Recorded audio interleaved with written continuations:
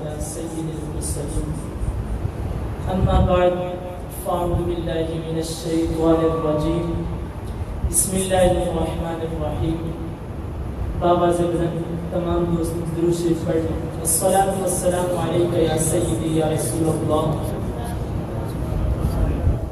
وعلى آلك وأصحابك يا سيدي يا حبيب الله الصلاة والسلام عليك يا سيدي يا نبي الله وعلى آلك وأصحابك يا سيدي يا نور الله اللہ عز و جل کے آخری نبی حضرت محمد عربی صلی اللہ تعالی علیہ وسلم کا فرمان بابرکت نشان ہے کہ جو شخص مجھ پر جمعۃ مبارک کے دن 200 مرتبہ درود پاک پڑھتا ہے اللہ عز و جل اس کے 200 سال کے گناہوں کو معاف فرما دیتا ہے۔ ایک اور حدیث مبارکہ میں حضور علیہ السلام نے بیان فرمایا کہ جو شخص مجھ پر جمعۃ المبارک کے دن 80 مرتبہ درود پاک پڑھتا ہے اللہ عز و جل اس کے 80 سال کے گناہ معاف فرما دیتا ہے۔ اور ایک اور حدیث مبارکہ میں حضور علیہ السلام نے درود شریف کی فضیلت بیان کرتے ہوئے ارشاد فرمایا کہ جو شخص مجھ پر ایک مرتبہ درود پاک پڑھے، کتنی مرتبہ؟ ایک مرتبہ درود پاک پڑھے اور اللہ عز و جل اس درود پاک کو اپنی پاک بارگاہ میں قبول فرما لے تو اللہ عز و جل اس کے 80 سال کے گناہوں کو معاف فرما دیتا ہے۔ اور الحمدللہ ہم عاشق رسول ہیں، عاشق صحابہ و اہل بیت ہیں اور درود شریف کے ماننے والے بھی ہیں اور درود شریف پڑھنے والے بھی ہیں، اور ہم یہ عقیدہ بھی رکھتے ہیں کہ اگر آج ہم یہاں درود پڑھیں گے، سلام پڑھیں گے تو حضور کی بارگاہ میں قبول بھی ہوگا۔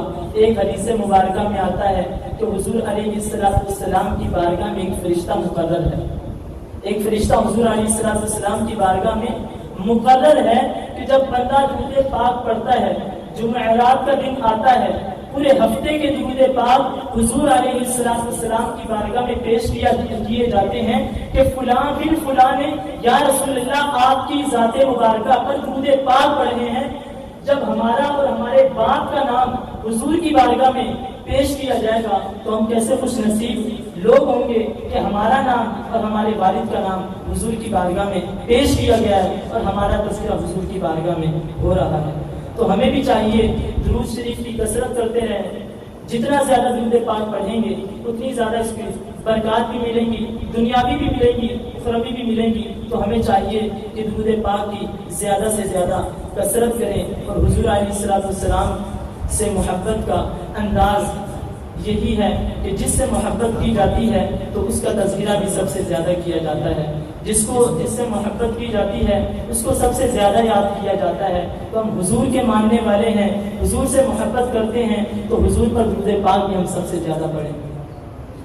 آج لوگ اعتراض تو کر لیتے ہیں کہ درود پاک نہیں پڑھنا چاہیے، اس طرح عجیب و غریب اعتراضات تو آتے رہتے ہیں، لیکن ہم یہ تو کہہ دیتے ہیں کہ ہم درود والے ہیں، بارود والے نہیں ہیں۔ درود والے ہیں، بارود والے نہیں ہیں، لیکن یہ بھی ہماری بدبختی ہے، بد نصیبی کہ ہم درود پاک پڑھتے ہیں۔ ہمیں کثرت کے ساتھ علماء کرام نے بھی درود پاک پڑھنے کے بارے میں فرمایا کہ کثرت سے درود پاک پڑھنا چاہیے، اور کثرت جو علماء کرام نے بیان فرمائی کثرت کے لیے فرمایا کہ 313 مرتبہ جو دن میں درود پاک پڑھ لے وہ کثرت سے درود پاک پڑھنے والوں میں شامل ہو جائے گا۔ اور حضور علیہ السلام نے فرمایا کہ جو کثرت سے درود پاک پڑھتا ہے کل قیامت کے دن میرے ساتھ ہوگا، اور انگلیوں سے اشارہ فرمایا جیسے یہ انگلیاں دو آپس میں ایک ساتھ ہیں اسی طرح میرے ساتھ محشر میں ہوگا۔ تو ایک بار دوبارہ درود پاک پڑھنے صلو علی الحبیب صلی اللہ تعالی علی محمد صلی اللہ تعالی علیہ وسلم۔ آج الحمدللہ 29ویں شب ہے، اور احادیث مبارکہ میں ہمیں شب قدر کو رمضان المبارک کی آخری عشرے میں تلاش کرنے کا حکم بھی ارشاد فرمایا گیا کہ ہم شب قدر کو آخری عشرے میں تلاش کریں، اور تلاش کس انداز میں کرنا ہے؟ فرمایا گیا کہ 5 شب ہیں، 5 شب ہیں آخری عشرے میں، بتا بھی دیے گئے کون کون سی شب ہیں کہ ایک 21ویں شب ہے، ایک 23 ہے، ایک 27 ہے، اور ایک 25 ہے، اور ایک 27 ہے، اور ایک 29ویں شب ہے۔ یہ 5 شب بیان کی گئی احادیث مبارکہ میں کہ یہ 5 شب ہیں کہ ان میں ہم نے قدر کی رات کو تلاش کرنا ہے۔ تو علماء کرام نے اس حوالے سے قدر کے کئی معنی بھی بیان فرمائے کہ قدر کا معنی یہ ہے کہ اس کی قدر کی جائے، قدر کیوں کرنی ہے؟ اس وجہ سے کرنی ہے کہ رب ذوالجلال کی قرآن مجید فرقان حمید میں ارشاد فرماتا ہے انا انزلناہ فی لیلۃ القدر، کہ بے شک ہم نے اس رات میں قرآن کریم کو نازل فرمایا، اس رات میں قرآن کریم کو نازل فرمایا۔ قرآن مجید جو ہے یہ قدر والی کتاب ہے، اور اس ماہ کا ہمیں قدر بھی کرنا چاہیے، اس ماہ کی ہمیں قدر بھی کرنی چاہیے، اور اس کتاب کی بھی قدر کرنی چاہیے۔ جس نبی پر نازل ہوا وہ نبی بھی بڑے قدر والے تھے، نبی بھی قدر والے تھے، ماں بھی قدر والا ہے، اور جو کتاب ہے وہ بھی بڑی قدر والی ہے۔ تو علماء کرام نے اس کے مختلف معنی بیان فرمائے۔ ایک معنی اس کا یہ بیان فرمایا کہ یہ جو رات ہے، یہ جو قدر کا معنی بیان فرمایا کہ جو قدر کا معنی ہے یہ تنگ کا معنی ہے، تنگی کا معنی ہے۔ اب علماء کرام نے اس کا جو تنگی کا معنی بیان فرمایا اس حوالے سے فرماتے ہیں کہ یہ رات ایسی ہے، یہ رب خود قرآن مجید میں بھی فرما رہا ہے۔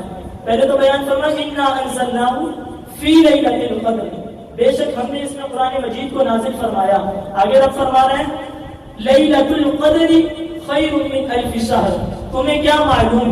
رب خود فرما رہا ہے، سوال کر رہے ہیں کہ تمہیں کیا معلوم، تمہیں کیا معلوم کہ شب قدر ہے کیا؟ آگے رب خود فرما رہا ہے لیلۃ القدر خیر من الف شہر، پہلے سوال بھی کر رہا ہے، اس کے بعد جواب بھی خود ارشاد فرما رہا ہے۔ پہلے فرما رہا ہے کہ تمہیں کیا معلوم کہ شب قدر ہے کیا؟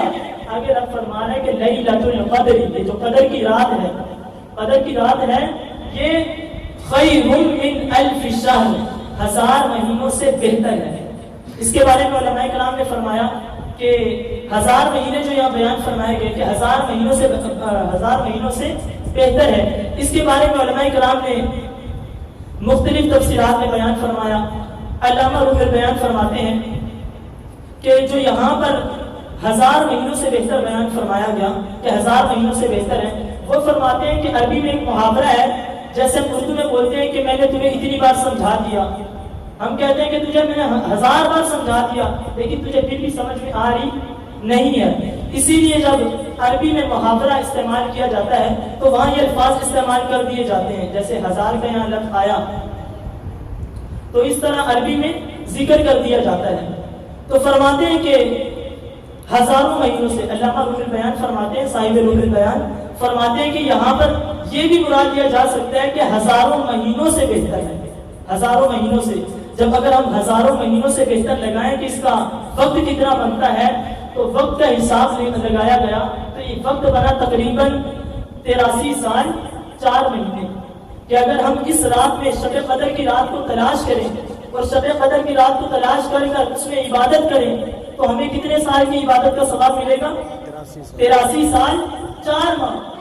اگر آج ہم عمر دیکھیں، لوگوں کی عمر دیکھیں کتنی ہے، زیادہ سے زیادہ 80 بھی مشکل ہو چکی ہے، کہ جو حدیث مبارکہ میں عمر بیان کی گئی امت محمدیہ کی، وہ یہ بیان کی گئی کہ اکثر وہ ہیں جو 60 سے 70 یا 70 سے 80 100 تک، 100 سے زیادہ کم ہی جاتے ہیں، لیکن یہاں بیان فرمایا گیا کہ 83 سال 4 ماہ۔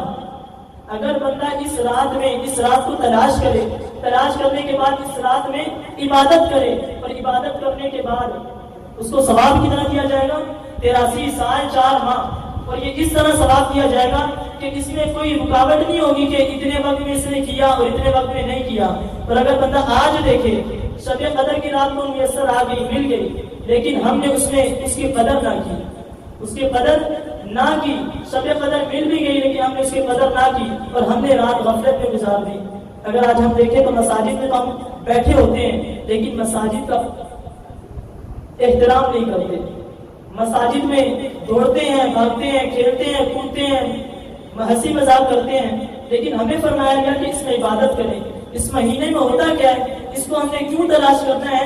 اس لیے تلاش کرنا ہے کہ شب قدر کی جو رات ہے، شب قدر کی جو رات ہے، اس میں رب ذوالجلال بلا حساب تمام لوگوں کی بے حساب بخشش و مغفرت کر فرما دیتا ہے۔ اگر بندہ توبہ کر لے پھر بھی مغفرت فرما دیتا ہے، اگر بندہ توبہ نہ کرے اس کے بغیر بھی رب ذوالجلال اس کو مغفرت فرما دیتا ہے۔ یہ ایسی رات ہے کہ کہ رب ذوالجلال کی توبہ کرے یا نہ کرے، رب ذوالجلال اس کی بے حساب بخشش و مغفرت فرما دیتا ہے۔ یہ ایسی رات ہے۔ آگے رب ذوالجلال نے بیان فرمایا تنزل الملائکۃ والروح فیہا بإذن ربہم من کل امر۔ آگے رب ذوالجلال بیان فرمایا کہ یہ ایسی رات ہے، یہ ایسی رات ہے کہ اس میں رب ذوالجلال تمام فرشتوں کو زمین پر بھیجتا ہے کہ تم جاؤ زمین پر اور دیکھو کہ یہ کیا کر رہے ہیں۔ رب ذوالجلال دنیا میں بھیجتا ہے اور ساتھ فرمایا روح کہتے ہیں حضرت جبرائیل علیہ السلام۔ تو حضرت جبرائیل علیہ السلام کو بھی اللہ عز و جل زمین پر بھیجتا ہے کہ تم جاؤ اور ان کو دیکھو کس طرح مجلسیں لگی ہوئی ہیں۔ جب وہ آتے ہیں مجلسوں کو دیکھتے ہیں تو آگے رب نے فرمایا سلام ہی حتی مطلع الفجر۔ آگے رب نے فرمایا کہ جب فرشتے آتے ہیں جبرائیل امین علیہ السلام بھی آتے ہیں اور آنے کے بعد کیا کرتے ہیں سلام ہی حتی مطلع، سلام کرتے ہیں۔ جو بندہ ذکر اللہ میں مشغول ہوتا ہے، رب کی بارگاہ میں جھکتا ہے، رب کی بارگاہ میں عبادت کرتا ہے، رب کی بارگاہ میں ذکر اللہ کرتا ہے، رب کی بارگاہ میں گڑ گڑاتا ہے، تو فرشتے اس کی بارگاہ میں آتے ہیں اور اس کے پاس آ کر کیا کہتے ہیں سلام علیہ حتی مطلع الفجر، سلام کرتے ہیں۔ اور یہ سلسلہ کب تک چلتا ہے؟ مطلع الفجر تک چلتا ہے یہ سلسلہ، کہ فرشتے آتے ہیں مجلسوں میں بیٹھتے ہیں، سلام کرتے ہیں۔ اور مجلسوں کے بارے میں آتا ہے کہ جب ذکر اللہ کی محفلیں لگتی ہیں تو فرشتے ان کی محفلوں میں آتے ہیں اور آ کر ان کی محفلوں میں بیٹھتے ہیں، اور جب یہ محفل کرنے کے بعد وہ اٹھتے ہیں تو اٹھنے کے بعد جو فرشتے ہوتے ہیں وہ رب کی بارگاہ میں جاتے ہیں اور رب پوچھتا ہے تم کہاں گئے تھے؟ اور فرشتے کہتے ہیں یا رب العالمین تیرے بندے ذکر اللہ کر رہے تھے، تیرے بندے تیرا ذکر کر رہے تھے، تیرے بندے رسول اللہ کی محفل کو سجائے بیٹھے تھے، ہم ان کی محفل میں گئے تھے اور ان کی محفل میں جا کر تیرا ذکر اللہ سن رہے تھے، تیرا ذکر سن رہے تھے۔ تو رب فرماتا ہے ان میں تم نے کیا پایا؟ تو وہ فرماتے ہیں کہ وہ تیرا ذکر غور سے سن رہے تھے اور تیرا ذکر غور سے سن رہے تھے۔ رب فرماتا ہے اے فرشتوں تم گواہ ہو جاؤ، اور آج میں تمہیں گواہ بنا کر یہ کہتا ہوں کہ آج میں نے اس ذکر اللہ کی محفل میں بیٹھنے والوں کی بے حساب بخشش و مغفرت فرما دی۔ یہ ان کا مقام ہوتا ہے جو محفلیں سجاتے ہیں، اور یہ اہل سنت کا خاصہ ہے کہ وہ محفلیں سجاتے ہیں۔ اور ایک شاعر نے کیا خوب فرمایا کہ محبوب کی محفل کو محبوب سجاتے ہیں، محبوب کی محفل کو محبوب سجاتے ہیں، آتے ہیں وہی جنہیں سرکار بلاتے ہیں۔ یہ تو سرکار کی محفلیں ہیں اور اس میں بلاتے بھی سرکار ہیں، اور سرکار انہی کو بلاتے ہیں جن کے سینے میں عشق رسول ہوتا ہے، جن کے سینوں میں عشق رسول ہوتا ہے، جو یا رسول اللہ کا نعرہ لگاتے ہیں وہی محفلوں میں آتے ہیں۔ تو آگے شب قدر کی فضائل کے بارے میں بیان فرمایا کہ شب قدر میں اللہ عز و جل بے حساب مغفرت فرماتا ہے، لیکن کچھ لوگ ایسے بھی ہیں جن کی مغفرت نہیں ہوتی اس مہینے میں۔ اب وہ بدبخت لوگ کون ہیں، وہ بد نصیب لوگ کون ہیں جن کی اس ماہ میں مغفرت نہیں کی جاتی؟ کافی ساری احادیث مبارکہ کا خلاصہ نکالا گیا تو ان میں بیان فرمایا کہ پہلا شخص وہ ہے کہ جو گھر میں تصویر لگاتا ہے، جو تصویر لگاتے ہیں گھر میں، اس شخص کی مغفرت نہیں کی جاتی۔ کیوں؟ ایک حدیث مبارکہ میں آیا کہ جس گھر میں تصویر یا کتا موجود ہو اس میں رب کی رحمت نازل نہیں ہوتی۔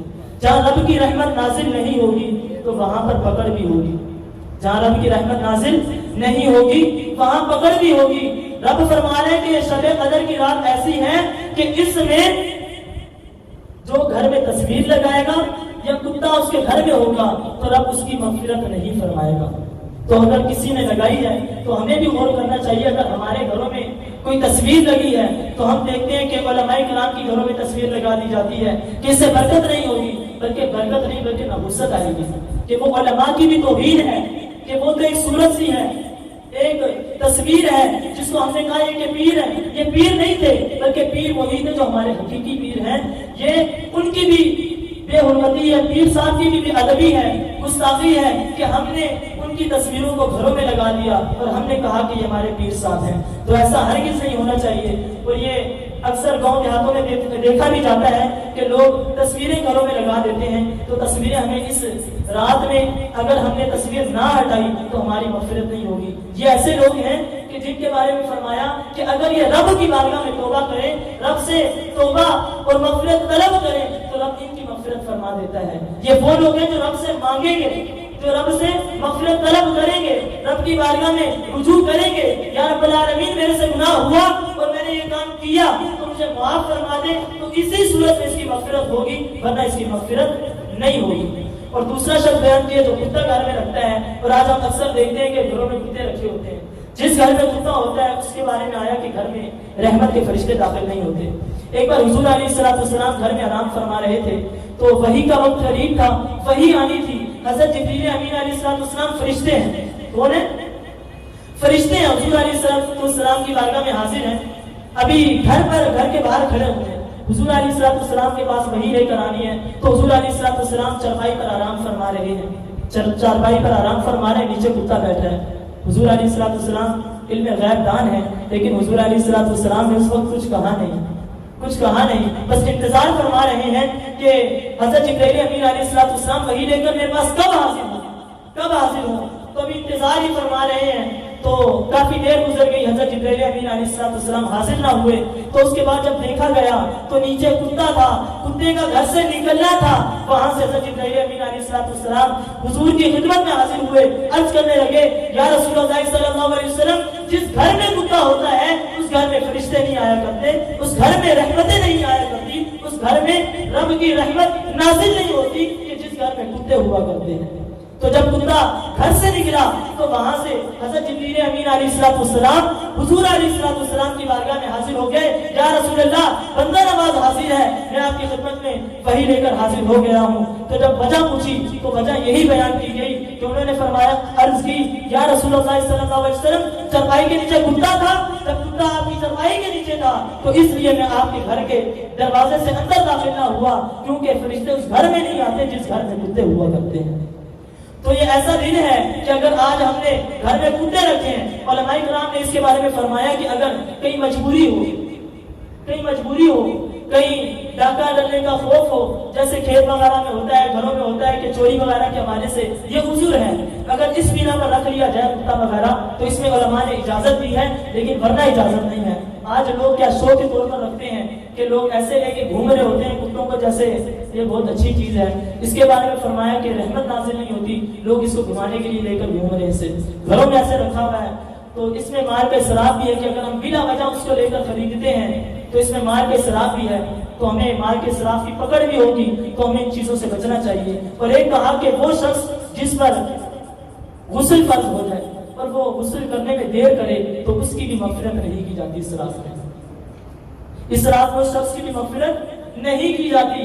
کیونکہ جب تک وہ حالت جنبی میں ہوتا ہے، جب تک وہ جنوب میں ہوتا ہے تو اس پر رحمت نازل نہیں ہوتی، تو وہ شخص بھی اللہ کی رحمتوں سے دور ہو جاتا ہے، فرشتے اس سے دور ہو جاتے ہیں کہ فرشتے اس شخص کو پسند نہیں کرتے اور وہ پورا دن گھومتا پھرتا رہتا ہے، تو رب کی رحمت سے بھی باہر ہو جاتا ہے۔ تو جو شخص جنبی حالت میں ہوتا ہے تو اس کی بھی اسراف مغفرت نہیں کی جاتی۔ اور ایک وہ شخص ہے جس پر زکوٰۃ فرض ہو اور وہ زکوٰۃ وقت پر ادا نہ کرے تو اس کی بھی اسراف میں مغفرت نہیں کی جاتی۔ کہ جس پر زکوٰۃ دینا فرض ہے، زکوٰۃ فرض کیوں کی گئی؟ زکوٰۃ فرض کرنے کی وجہ یہ تھی کہ جب بندہ آج کل جو زکوٰۃ جن پر فرض ہوتی ہے، ہر بندہ امیر نہیں ہوتا، غریب بھی ہوتے ہیں۔ جو یہ رمضان المبارک کا مہینہ ہے، یہ تمام لوگوں کو آپس میں اکٹھا جوڑتا ہے، تمام لوگوں کو آپس میں ملاتا ہے، زکوٰۃ دیتے ہیں، لوگوں سے رابطے بنتے ہیں، غریبوں کو زکوٰۃ دینی چاہیے، تو جو اس کے مستحق ہوتے ہیں ان تک زکوٰۃ پہنچانی چاہیے۔ جب بندہ یہ زکوٰۃ پہنچاتا ہے ان کے مستحقین تک تو لوگ آپس میں ملتے ہیں، پیار محبت بڑھتا ہے۔ تو اس میں ہمیں بیان کیا گیا کہ اس میں زکوٰۃ اصل میں دینی وجہ کیا تھی کہ جس پر زکوٰۃ فرض ہوتی ہے، تو فرض ہونے کی وجہ یہ بیان کی گئی کہ فرض اس وجہ سے ہوتی ہے کہ جب بندے کے پاس مال بڑھ جاتا ہے، جب مال بڑھ جاتا ہے تو اس پر زکوٰۃ فرض کر دی جاتی ہے کہ مال میں زیادتی ہو گئی، اب رب کی بارگاہ میں مال کو خرچ کرو۔ جب مال میں زیادتی ہو گئی، زیادتی ہونے کی وجہ سے کہا کہ تم مال اپنے رب کی بارگاہ میں خرچ کرو۔ رب نے فرمایا وَمِمَّا رَزَقْنَاهُمْ يُنْفِقُونَ، وَمِمَّا رَزَقْنَاهُمْ يُنْفِقُونَ، اس میں سے تم خرچ کرو جو ہم نے دیا، خرچ کس میں سے کرنا ہے؟ کہ جو رب نے دیا ہے. ابھی تو ہم رب سے مانگتے بھی نہیں, رب اتنا عطا فرما رہا ہے, کتنا عطا فرما رہا ہے. آج تک ہم نے رب سے مانگا نہیں مانگا, لیکن رب نے ہمیں اتنا فرمایا, اتنا عطا فرمایا, اتنا عطا فرمایا کہ اگر ہم رب کا شکر بھی ادا کرتے چلے جائیں, اتنا شکر ادا کریں, اتنا شکر ادا کریں, تو پھر بھی رب کی بارگاہ میں ہمارا شکر پورا نہیں ہوگا. رب نے فرمایا لئن شکرتم لأزیدنکم, اگر تم میرا شکر ادا کرو گے تو میں زیادتی کر دوں گا. رب نے ہمیں اس مہینے میں زکوٰۃ ادا کرنے کا حکم ارشاد فرمایا کہ اگر تم پر زکوٰۃ فرض ہے تو زکوٰۃ ادا کرو. خرچ کس میں سے کرنی ہے؟ جو ہم نے تمہیں دیا ہے. خرچ کون سا مال کرنا ہے؟ جو ہم نے تمہیں دیا ہے. اور رب نے فرمایا من ذا الذی یقرض اللہ قرضا حسنا, یہ جو تم رب کی بارگاہ میں مال دے رہے ہو نا, یہ میرے پاس تمہارے قرض حسن ہے. کیا ہے؟ قرض حسن. قرض حسن کہتے ہیں اچھا قرض. اگر آج ہم دنیا میں کسی کو قرض دیتے ہیں تو ہم اس سے طلب بھی کرتے ہیں کہ حضرت صاحب ہم نے آپ کو قرض دیا تھا تو آپ میرا واپسی بھی کر دیں. ایک وقت معین کر دیتے ہیں کہ اتنے وقت میں آپ نے کیا کرنا ہے, قرض واپس دینا ہے. تو قرض واپس بھی لیتے ہیں. رب فرما رہے ہیں کہ میری بارگاہ میں تم قرض دو, اور جب رب کی بارگاہ میں قرض دیں گے تو رب فرماتا ہے فَيُضَاعِفَهُ لَهُ أَضْعَافًا كَثِيرًا. رب فرما رہے ہیں کہ میں اتنا دوں گا, یہ رب فرما رہے ہیں کثیر دوں گا. آگے فرما رہے ہیں أَضْعَافًا كَثِيرًا, کہ میں اتنا زیادہ دوں گا, اتنا زیادہ دوں گا, اتنا زیادہ دوں گا. یہ تو کثرت ہمارے نزدیک ہوتی ہے کہ اتنا زیادہ کثرت دوں گا. حدیث مبارکہ میں آئے کہ 70 گنا دیا جائے گا. تو عربی میں یہ بھی محاورہ ہے کہ جب 70 کا لفظ استعمال کیا جاتا ہے تو اس سے کثرت بیان کرنا مراد ہوتی ہے کہ کثیر مال دیا جائے گا. لیکن رب کی کثرت کیا ہے کہ بندہ اس کی رب کی کثرت کو پہچان نہیں سکتا. کہ جب رب کی بارگاہ میں یہ زکوٰۃ دے گا اور زکوٰۃ اگر نہ دے گا تو اس رات اس کی بھی مغفرت نہیں کی جائے گی. اور آج سب سے زیادہ نہ زکوٰۃ دی جاتی ہے, زکوٰۃ دینے میں بہت زیادہ لوگ کوتاہیاں کرتے ہیں. تو ہمیں اس ماہ میں زکوٰۃ بھی دینی چاہیے. اور ایک بیان کیا گیا کہ وہ شخص ہے کہ جو قطع تعلقی کرتا ہے, قطع تعلقی کرتا ہے. آج اگر ہم معاشرے میں دیکھیں تو یہ سب سے زیادہ عام ہے کہ کوئی ہلکا سا معاملہ ہوتا ہے, تم نے مجھ سے یہ بات کہی, ہم تم سے بات نہیں کرتے, تم سے تھوڑی سی بات ہوگی, ہم تم سے بات نہیں کرتے. اس بارے میں کیا کہا گیا کہ جو شخص قطع تعلقی کرتا ہے تو اس شخص کی بھی اس ماہ میں مغفرت نہیں کی جاتی. اور فرمایا گیا کہ حضرت ابو ہریرہ رضی اللہ تعالیٰ ایک ملک میں گئے, ملک شام میں گئے, اور ملک شام میں جانے کے بعد وہاں خطاب فرمانے لگے. خطاب کے بعد لوگوں نے عرض کی یا سیدی ہمارے لیے دعا کیجیے کہ رب ذوالجلال ہماری بے انصاف بخشش و مغفرت فرما دے. تو حضرت ابو ہریرہ رضی اللہ تعالیٰ نے عرض فرمایا کہ اے لوگوں, اگر تمہارے میں کوئی ایسا شخص بیٹھا ہے جس کا رشتہ ٹوٹا ہوا ہے, جو کسی سے ناراض ہے یا اس سے کوئی ناراض ہے یا یہ کسی سے ناراض ہے, تو وہ میری مجلس سے اٹھ جائے. کیوں اٹھ جائے؟ فرمایا کہ جو رشتے داری قطع کرتا ہے, جو قطع تعلقی کرتا ہے, تو اس کی دعا قبول نہیں کی جاتی. یا وہ شخص کسی مجلس میں بیٹھا ہو تو اس مجلس میں بیٹھنے والوں کی دعا قبول نہیں کی جاتی. تو آج ہم دیکھتے ہیں کہ ہم علماء کرام سے دعا کرتے ہیں, کرواتے ہیں, اور علماء کرام دعا بھی کرتے ہیں, لیکن ہم یہ کہتے ہیں کہ علماء ٹھیک نہیں ہے, علماء اچھے نہیں ہیں, علماء میں یہ کمی ہے, ان کی دعا قبول نہیں ہوتی, پیروں کی دعا قبول نہیں ہوتی. لیکن ہم اپنے گربان میں نہیں جانتے کہ ہمارے پیچھے معاملات ٹھیک ہیں یا نہیں ہیں. رب کے حبیب تو فرما رہے ہیں کہ جو قطع تعلقی کرتا ہے وہ ایسی نحوست ساتھ لے کر آتا ہے کہ جس مجلس میں وہ بیٹھتا ہے, اگر اس میں دعا بھی کروائی جائے تو اس کی دعا قبول نہیں کی جاتی. اگر دعا بھی قبول کی جائے تو دعا قبول نہیں کی جاتی. حضرت ابو ہریرہ رضی اللہ تعالیٰ نے فرمایا کہ اگر اس مجلس میں کوئی شخص بیٹھا ہے تو رشتہ قطع کر کے آیا ہے, تو میری مجلس سے اٹھ جائے. جب یہ بیان فرمایا تو اس کے بیان فرمانے کے بعد سارے بیٹھے, تمام کے تمام لوگ بیٹھے ہوئے ہیں. تو ان میں سے ایک شخص اٹھا اور عرض کرنے لگا کہ یا سیدی میری خالہ مجھ سے ناراض ہے. تو انہوں نے حضرت ابو ہریرہ رضی اللہ تعالیٰ نے فرمایا کہ تو میری مجلس سے نکل جا, یا جا اور ابھی جا ان کی بارگاہ, ان کے پاس جا اور ان کے پاس جا کر ان سے عرض کر کہ مجھے معاف فرما دے. اگر وہ تجھے معاف فرما دیتے ہیں تو میری مجلس میں آ کر بیٹھ جا, اس کے بعد میں دعا کروں گا تو رب ذوالجلال ہماری دعا کو قبول فرما لے گا. تو وہ شخص اپنی خالہ کے پاس گیا اور جا کر ان سے عرض کی کہ حضرت ابو ہریرہ رضی اللہ تعالیٰ نے مجھے آپ کے پاس بھیجا ہے اور کہا ہے کہ جا ان کے پاس جا اور ان سے معافی مانگ کے آ. اور وہ گیا اور معافی مانگ کر آیا اور آ کر واپسی مجلس میں بیٹھ گیا. تو حضرت ابو ہریرہ رضی اللہ تعالیٰ نے دعا کے لیے ہاتھ اٹھائے, رب ذوالجلال نے اس مجلس میں بیٹھنے والوں کی تمام کی مغفرت فرما دی. یہ قطع تعلقی کرنے کی نحوست تھی کہ اگر قطع تعلقی ہوگی تو رب ان کی دعاؤں کو قبول نہیں فرمائے گا. اور آج اگر ہم دیکھیں تو ہمارے ہر خاندانوں میں لڑائیاں جھگڑے ہیں, ہر جگہ قطع تعلقی عام ہو چکی ہے. ہم قطع تعلقی صلح آپس میں صلح بھی نہیں کرتے. اگر کوئی ہماری صلح کرنے آئے تو ہم کہتے ہیں بہت بڑا آ گیا ہماری صلح کرانے والا.